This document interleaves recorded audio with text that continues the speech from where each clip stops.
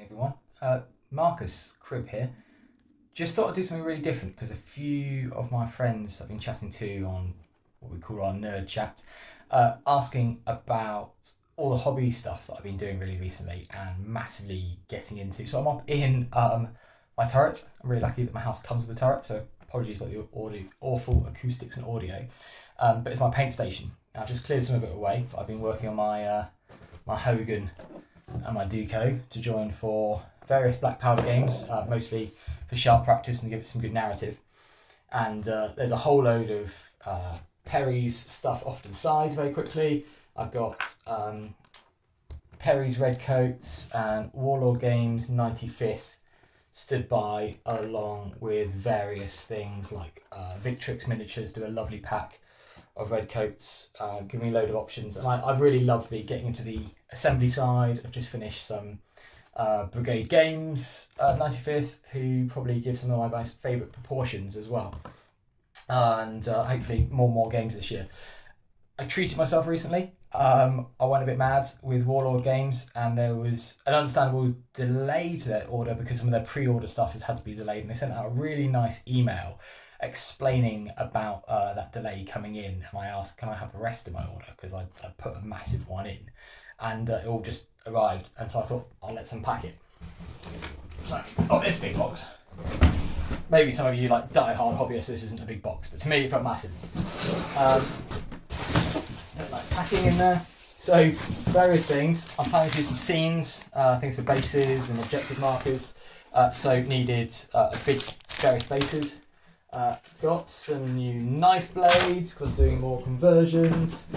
And then, really don't ask, but there's a load of French resistance BEF stuff, because at some point I'm going to end up doing a very British Civil War game, because I love the alternative history of that and the depth of the lore. Some more modding stuff, got some tweezers, there's some glue right at the bottom that I can't quite reach. French resistance Piats, bring up the Piats, because I planning to do some sort of like yeomanry TA army at some point of various 1939 style stuff. Then I went big, and I got the Warlord Games Black Powder Haye Sainte Mega Collector Set, Farmhouse Assault. And I've just realised what bad panda eyes I've basically got. I'm spotting a Haye Sainte t-shirt tan from we just got back from the battlefield end of last week, getting thoroughly burnt and having a great time. So they give you two boxes within that, a plain cardboard box and a bigger one. I just thought unpack this together. So starting off with some big sprees of marching Hanoverians. Various head options there. I'm playing with the idea of using the bare heads, using parts that I've got to keep them British rather than Hanoverian, so I can play them more into the Peninsular War. Hanoverians made up an important part of Arthur Wellesley's Anglo-Allied army, separate to the King's German Legion, and there's anecdotes of the King's German Legion looking down upon the Hanoverian cousins. Got paid a little bit less. The Hanoverians, and they hadn't tended to have some of the same Peninsular experience. Some nice great coated marching French line infantry from the later era, which I don't have many of. Surprisingly, been really slow on my French apart from Duco. But they're quite nice to get some line troops in, and line troops need to look like line troops. Again, more French, same again. And then we start to get some really interesting stuff. So, we got some lovely models in this set. It just keeps kind of coming and coming. So we've got, always going to do that, little bags. French Infantry Command. So we've got officers in various poses. Need to get some of that flak and spree off. I think we've got a Sergeant, Chef de Battalion loading. And some really nice places in there. That's actually 6 models in there coming out. What have we got next? Let's go straight in with more French and using my teeth, if I can get in. And it's really important for Waterloo, and I want to do Peninsula stuff. Nice box of heads. I love having options. Normally, bonus points if you give you a leftover, so you can do some conversions on later models. Just started building up my spares kit. Nice kneeling and firing. I do prefer an action pose to a classic marching, if I'm honest, because it feels like they're doing something. I don't want there's loads of stuff to clean up on that, so it will just snap off like that. At the end of the bayonet, there we go, it comes off nice and easily. Just from the moulding process. Yeah, I do prefer a bit of an action pose rather than just them marching in. More British 95th rifles from the Chosen Men set. Already got 2 boxes of those. No problem with having some extras. And alright, so and then because it's the Haye Sainte, it's in the middle of the Allied line at Waterloo. There's quite a few different little sets that you might probably not get out yourself. Apologies about the teeth, it's the only way to get in there quickly.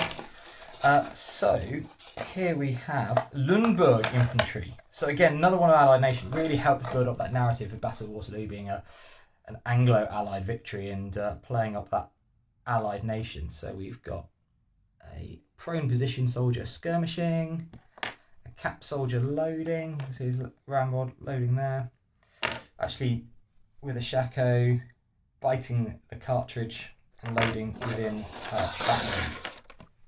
And that's what's really nice about the Haye Sainte set, is to build up all these different nations. So here Nassau, again a different nation at that time under Waterloo, and this part of this amazing coalition that came in against Bonaparte. Oversimplification is people who are mostly ticked off, or the leaders more accurately were ticked off and for the last war. So a nice firing pose there, kneeling pose, kneeling and biting and loading, and that's another set of 6. So 6 Lundberg, 6 Nassau, British, French.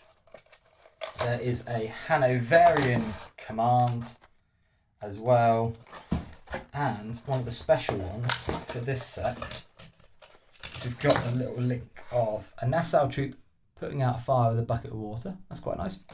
Little scene. Again, doing something. The farmer's wife of La Haye Sainte nursing, that's a calf. That's a calf. Reminds me of the scene from Zulu. And then bravest of the brave himself, Marshal Ney, who after his famous cavalry charge was ordered to come across and lead the division in on the attack, which ultimately he was successful in doing. And there's British Rocketeer and casualties, Hanoverian commands, pile of French dead. Let's just see very quickly. Use my craft knife. No fingers taken off. Oh, it's a nice resin. Okay, so rather than metal, out of a hard plastic. Anyone want to quote Blackadder and say a pile of dead Frenchmen motif? That's actually quite nicely done. I don't know if you can see the swords that the voltigeurs had, and yeah, I mean graphic scene, but nicely done. And then there's actually some transfers which I've not used for Napoleonic, not since my Warhammer 40k days when I was about 12 years old, and I was rubbish with them then. Hence the tweezers, hence, you know, getting some tools in to do the job. And then I'm going to have a lot of fun with the sandpit. So central in Wellington's position pretty much, and just behind La Haye Sainte itself is the sandpit. Today, like a nice picnic spot that I enjoy taking people to and talking about. So a good shaded spot when anyone is joining my tours, or we'll do in the future hopefully. Sandpit's really nice feature, so that would look really good in Battlefield. I think it would translate quite well to Warhammer Fantasy 40k if you wanted to. Running out of space now, so that's the main box of troops, and then just really because it won't translate too well, is in here is the entirety and lovely artwork. Really nice artwork of the east-facing doors as we're going out, breaking into La Haye Sainte, King's German Legion, predominantly troops there. Sandpit just up the road towards Wellington's position. And in there, there's a French Lieutenant Viau, there's Major Baring, commander of the King's German Legion, and all the pieces needed to create the farmhouse at La Haye Sainte. You know, the middle of Wellington's line, famously lost about 6 p.m. and created the crisis. And it was after that point that Napoleon was able to bring up the old guard, and we reached the climax of the battle. Mega set was on sale when I bought it. Not going to lie, I waited the opportune moment, but it's huge in here. There is more than enough models to probably keep me going for the rest of the year, if not more. That doesn't count the ones I've got assembled and the piles of shame of unopened, especially the Perry stuff. But lovely set from Warlord Games. The set I'm waiting for that was re-releases. They've got a Blood at Grigio. Grigio fought the 10th and 11th of May 1809, just before the Battle of Porto. I know anyone who knows me online and in person knows that's the battle I love talking about. So they've got a set coming out about the Battle of Grigio, which is almost unheard of. So really excited for that. Little delay in casting. That's cool. I'm a patient man, and I really appreciate them posting all of this stuff to me earlier. The BEF, Fate English Civil War, Second World War stuff is going to sit under the bed for several years, and will be a hobby side interest when I've got more than 8 days in the week. But loads of Napoleonic stuff, some particularly Waterloo stuff that will translate to my Peninsula War interests, and some that will probably inevitably mean that I've got to buy the whole of Wellington's army at some point. I think the highlight might be the pile and mound of dead Frenchmen, but it's really intricate, and it's gonna be, I've never painted a mound like that before. Really nice set. Lovely things that they're doing, and just generally enjoyed sharing my hobby stuff with me. My self-proclaimed nerdisms after work, and no longer having to hide it from friends and colleagues, and talk about it openly. And thanks for all the nice comments and things like that. Generally very therapeutic, really nice, and thanks for the community building with that. So thank you, gents and ladies. Keep up being good nerds, and speak soon.